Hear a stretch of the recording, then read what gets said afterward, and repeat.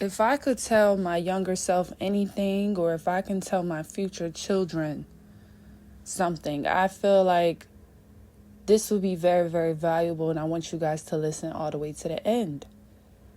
Because I feel like this will give your children the motivation to continue to strive for the best.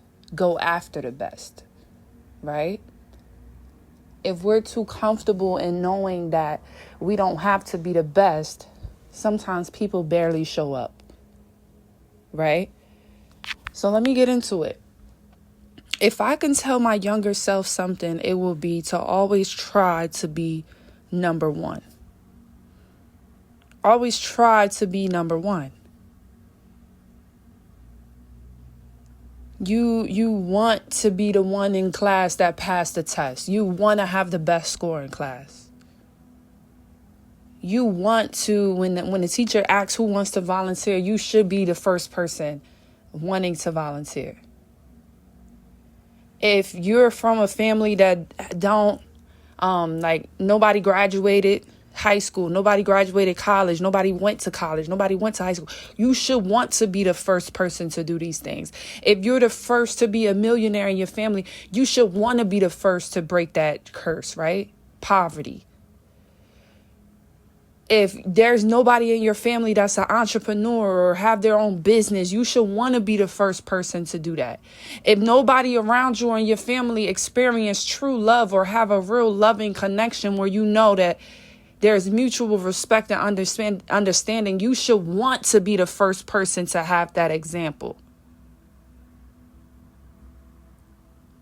When we're so comfortable in knowing that we're going to have another chance to do something, or someone is going to continue to give us chances to do something, or even knowing that you don't have to come in first place, you can pass in 10th place, 20th place, 30th place. This gives people the opportunity to not show up their best self. If you know that there's a chance that you're going to just repeat the class over, or there's a chance that you can redo the test over, you may not study as hard because you're just not into it. You're just not motivated right now to go as hard. And then something in the back of your mind is telling you, well, I could just take the permit test over. I could take the SATs over. Well, I could just take this class over. No, we need to teach our children to go and be the best at it the first time. To go after things the first time. Try to be in first place. Yes, you run track. Try to get into first place. Also teach to your children they may not always come up as first place, but the goal here is to always strive to be number one. That's a good balance. Knowing that you will never always be number one. You cannot always be number one. Sometimes God has to give someone else number one, and you might be number two in something. But you always putting your best foot forward and always motivating and striving to be number one is what's keeping the destiny alive. You're keeping that spark in you. You're staying motivated because of that. A lot of people drive and motivation has left because it got too easy for them. They can still get rewarded by coming in 5th place. There's still rewards in people that comes in 30th place.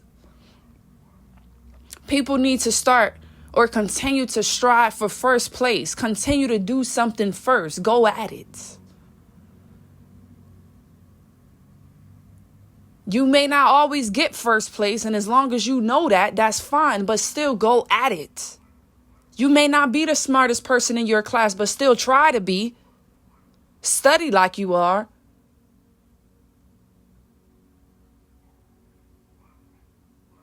You may not come out with a 4.0 GPA, but at least you was the first to go to school. At least you was the first to do it, to graduate.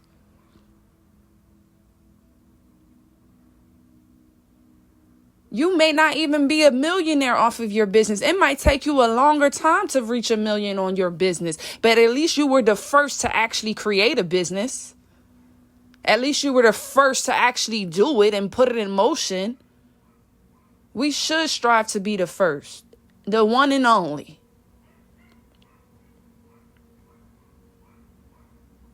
You should want to be the one and only. You got me, you don't need nobody else. I'm all that you need. We got too comfortable with knowing that we can have multiple chances. So we don't take it seriously when we get that one chance. This is what I would tell my future children, is to always be number one. I don't care. You playing basketball, you going to be the top shooter. You football, you going to have the most picks, something. You're going to be striving for that number one spot. Yes, you are. Because if you ain't doing that, then what are you actually doing? What are you doing? If you're not here to do it for real, don't do it at all. If you're not putting your whole heart, mind, and soul into it to be the best, why are you even doing it? Some people are doing things because they know that they can have chances after chances after chances to fuck up and play around and do that. No, go hard or go home. Start that business and don't look back. Even if you pouring into it every day in little pieces, just don't look back. Just don't give up. Show up every day to practice. Even if you feel like you're not the most talented or gifted on the team, still you showing up, you can outbeat everybody just because of your discipline, of your attendance.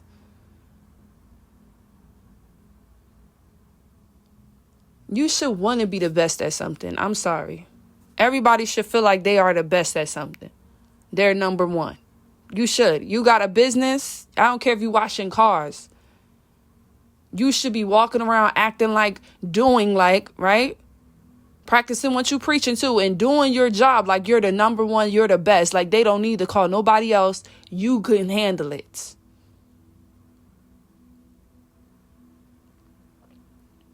We should definitely be striving to be number one. I feel like if I can go back to school or anything, I probably would strive to be more of number one and actually being okay with that. People make you feel bad when you're the first one to try something new or do something new. And it's scary because you're the first one. You may not have guidance or good advice because you're the first one to go after that. But I will literally continue to push forward regardless of the advice that I'm getting. I don't care if it's good advice, bad advice, no advice. I'm going to push forward. I was definitely in my top 50 in my class, but trust me, if I had this mindset, I probably would have pushed to be number one. I spoke at my graduation, but that's because I was class president. But I probably should have pushed myself to be valedictorian. You know what I'm saying? I should have pushed myself to be number one. I would have pushed myself more. Even if you know that you're not going to have first place, you still striving to get there. That's still the goal for you. That's good. Even if you're not a millionaire right now, you planting the seeds every day towards it. That is good. So even if you're not sure that you're going to place first place, you showing up, you being disciplined, you having some structure, you having the plan and realizing and remembering that you got to get number one. That's the plan. That's the goal. That's the mission. You headed towards that dot. Is that specific dot. As long as you don't lose sight of that, you'll be fine. And I would have definitely told my younger self to never lose sight of that dot. Remember why you're here. You want to be first place. You don't want to be somebody that people look at as like you just getting by, barely making it, barely passed, barely accomplishing things. You want people to see you as someone that is always striving to be number one. I don't care if you're bussing tables. You should be an outstanding busser. I don't care what you're doing. If you're playing video games, you better be whooping ass on that video game. Whatever you're doing, always strive to be the best. If you're going to be in a relationship, you should be the best boyfriend in the world or the best girlfriend in the world. Always strive to be the best. We get lazy, we get comfortable. Other people start coming in. People that you didn't even think was competition, they start coming in and taking your damn spot because you got too comfortable and you stopped chasing that number one.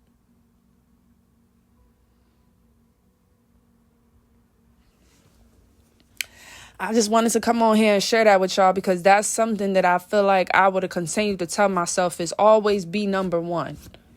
It don't matter if you got a team following you or not. You be the original. Go after whatever comes your way. Follow your dreams. It ain't harming you. It ain't harming nobody else. It's enhancing your creativity. You feel at peace. You feel happy when you're doing it. I would have told myself to continue to do it. I would have really put my all in certain things, in certain activities that I was a part of, certain groups.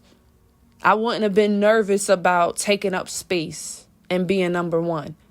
I wouldn't have been nervous about that. I wouldn't have felt bad about that. I wouldn't have felt like, oh, I shouldn't be number one. I would have took that. I would have accepted that trophy with open arms. This is what I'm telling myself. I would have definitely showed up like God sent me there because he probably did. I would have broke free from those insecurities and fears and doubts and always aimed to be number one. Even if I was looked at to be a nerd, a geek, a weirdo, whatever people wanted to call me, I would have been focused on that.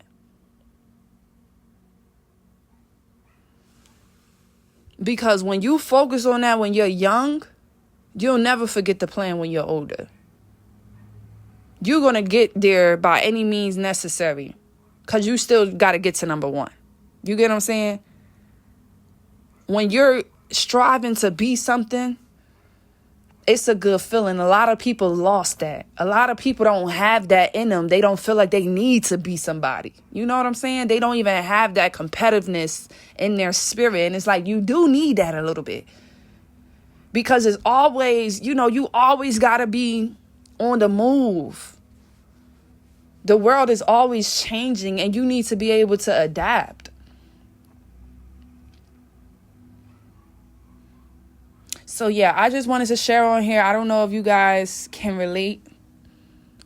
I know some of you have kids, have children. Make sure that you're letting them know to always strive to be the best.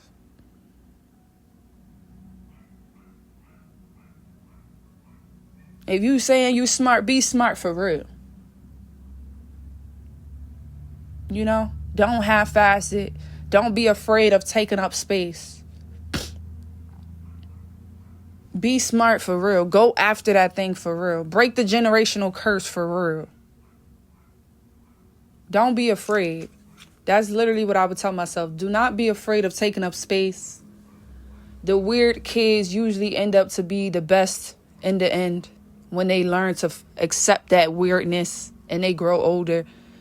So I would have really just told myself to not give a F about nobody and their smart remarks when I was growing up as a child. Definitely from the ages of 10 to high school, for sure. Even in college. I would have been told myself this when I entered into middle school so that I would have already been prepared. Because middle school is one of the hardest years of your life. High school is not as hard as middle school. Middle school bullying is another story. If you become confident in middle school, you can make it through high school. You will. But if you already are being picked on in in middle school, and you already got a name in middle school, people already done bullied your ass in middle school, it's hard to get to high school and people to just forget about that unless you move into a whole nother world. So middle school is the place that you really need to solidify yourself and just accept who you are. It's okay. Let people say you're weird. Let people say, oh, he's too nerdy, because you really trying to pass your classes. You at school because you trying to pass for real. You trying to get this shit done with for real. You want to learn and pass the test for real. This is what I would have been telling myself. And trust me, I always had good grades. Very smart. But I feel like I would have just told myself more, even though I was always raising myself, right? I would have told myself, Nay, strive for number one. Always strive for number one. Don't just half-ass something because you know that you're smart and you're going to figure it out. Actually take the initiative. Make the efforts so that you can keep that pattern as you grow, of always being number one. And don't get me wrong, I still do that, right? I still strive to be number one to this day. But I feel like in some areas, I could have went a little harder. And I just wanted to share that with y'all to see who can relate to this message. Sometimes because of insecurities of how we grew up, what we had, what we didn't have can dictate how we show up to the world. And when you're young, you don't realize how special you are and how much space you need to be taking. If I could tell anybody right now that is in middle school, anybody that's listening to me and they have children that is in middle school, about to go to high school, let your child be themselves. Help your child to learn themselves so that they can embrace it. Okay? Because everybody's going to get categorized. This is just the world that we live in. The faster your child knows what category they belong in or belong to, the faster you ain't got to worry about your child being put in the category that you didn't want them to be a part of. Raise your child or the world is going to raise them for you. The more you learn your child and help them learn themselves, the easier they'll be able to connect with the right people that is made for them. But when you ain't telling your child shit and they still trying to figure out themselves too, they're befriending people they probably shouldn't be around just to try to figure out themselves, figure out what they like, what they don't like. I feel like a lot of things could have been prevented if we would actually let our children be and have conversations with them and get to know them and see what they like, see what they don't like, see how they really feel. What are they insecure about? What do people actually bully or pick on them about? How can you lift up their spirit? What makes them happy? What gives them that passion in their eyes? This is things that we should be paying attention to as parents. Because you're going to notice this in middle school. And however my child is, I would definitely get them to embrace their look, embrace their style. Because if you don't, somebody else will. Either they're going to go to this school hiding their whole identity from you. I know people that will get to school and they changing their whole outfit. Their parents don't even know who their child is. You dropping your child off and they become a whole new identity as soon as the door closed. Lord have mercy. Thank God I was never that type of child. I never went to school, changed my clothes. I didn't really do that. I never did that, actually. But I've seen other people do that. Learn your child, baby. Learn your child. If you don't, you're going to learn them in a way that you may not want to learn. You may learn them when it's too damn late. You done learn them when everybody else done learned them. Now they all on public, online, humiliated because something done happened. And now you learning something with everybody else. Learn your child so that you can help them to get with the right friends and people that they should be hanging around. Sometimes we could nip things in the bud when they're young, but you got to have these real conversations. You got to pay attention. Let them have some style to them, some flow. Where the swag at? That's the problem. Y'all not letting these children. Y'all not letting y'all children wake up and turn their swag on, and that's the fucking problem. And this is why they got their swag off when they with you, and then they get to school and they changing and they acting all this, changing their hair, changing their body type, changing their goddamn I don't know how they change their body type. Oh, probably filling things in their breasts, putting things in their booty. Okay, changing from that skirt to a shorter skirt, changing from that skirt to some pants, changing from tighter pants or looser pants. I don't know. People be doing a lot of shit. Whole time you don't even know who your child really is. It's best for you to get to know your child as soon as you start seeing them creating their own identity. Get to know your child so you can help them to be around who they need to be around. Because if you notice that your child is a certain way and they're gravitating towards friends that are a whole nother way, that is just not compatible, maybe you can, fix some things before things get too deep. Maybe you can warn your child so that they can always have that in their conscience before they get all too friendly with this friend group. You get what I'm saying? But some people, they think like, oh, they're going to let them just grow up, let them learn. No, like your child this is you raising your child. I know people think it's hard to raise teenagers, but it's because we try to control them. We don't let them actually live with their style. And then we don't help guide them with the people that will accept their style. We don't tell them to change their style to hang or fit in with people. No, we tell them that they should go towards people that accept them for who they truly are. You got it? Got it. So those are some things that I was just trying with myself or whatever in spirit. And I'm like, oh, let's get on a video with it. We got to start doing better for these kids. I promise I'm not making the same mistakes that I seen, people in my family make with their children. I'm not doing that with mine. I'm really not doing that with mine. I want to have a real safe space with my children. Okay? I want my child to be able to come to me face to face and just have talks with me. I'm not judging them. I'm not controlling them, because at the end of the day, my child is going to grow up and go live their own damn life. I'm just here for this season to raise my child, but the child still don't belong to me. They still belong to God, which is why they have to go live and do what they have to do on their journey. I was just the fortunate one that was able to bring this person or this child into this world. God chose me. But everybody already have their own style. Sometimes they style change when they get around certain people, But more than likely, people will have their own style. You let them live on that style. You let them be open with that style. You might have some suggestions or whatever you might want to say. Cool. Be respectful. If it makes sense, say whatever you got to say.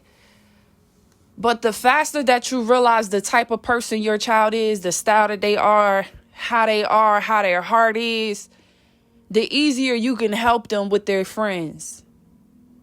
The easier you can help them with, who they dating and stuff. When you learn, like, y'all don't be knowing y'all kids. This is the thing. Y'all do not be knowing y'all children.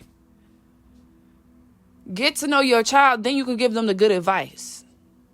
Some of you got your kids telling you that they hate going to chill with Samantha. You're like, why? I love Samantha. Samantha's mom is so cute. And you're like totally neglecting the fact that Samantha is a total shithead to your daughter.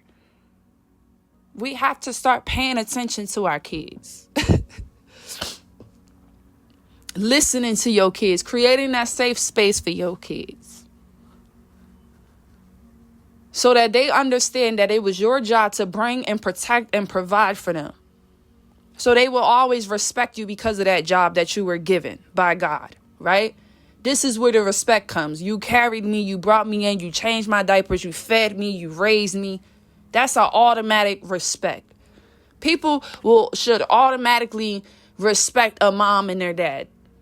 It becomes where they don't respect you is because, all this other shit has happened. Whatever. And I don't want to get into that. But it's usually like a mutual understanding where every human being is, you respect your mom, you respect your dad. They brought you into this world, blah, blah, blah. They got the responsibility and blah, blah. Even though some people are shitty, okay, everybody's situation is different. Don't take this. Please stop taking shit so literal all the time. Your situation might not be like that. You might have lost respect for your parents down the line because of different reasons, blah, blah, blah, blah, blah. That's you, baby. Right? And that's okay. It is what it is, right? But we all have this mutual understanding. You know, you respect your mom, you respect your dad. You rah-rah. So you shouldn't be having to worry about, oh, is they going to respect me? They're going to respect me. Your kids should already respect you just because you're the one that literally brought them into this world. They already respect you. But now you have to live up to that, okay? Being a provider, a protector until God is able to take over. Until they're able to walk freely. Right? But some parents are so awesome that they're always still available in your life. They still have a place for you to come and lay your head whenever you need to. You still can come home for dinner if you need it. You still can call them whenever. Like, some parents is lit like that. Some, they might not be that lenient, you know? But it's still okay. It's still okay. I do got to get off this message. Somebody is calling me right now, y'all. But yeah, this is things that I would just say to my future children or to my younger self, is to really just, it's okay with being number one. It's okay with being different. You ain't got to dress like everybody. You ain't got to talk like everybody. You ain't got to act like everybody. It's okay with being your own true self. You be your own number one in this world. You know what I'm saying? So yeah, I love you all, and I'll catch y'all in the next video. Bye.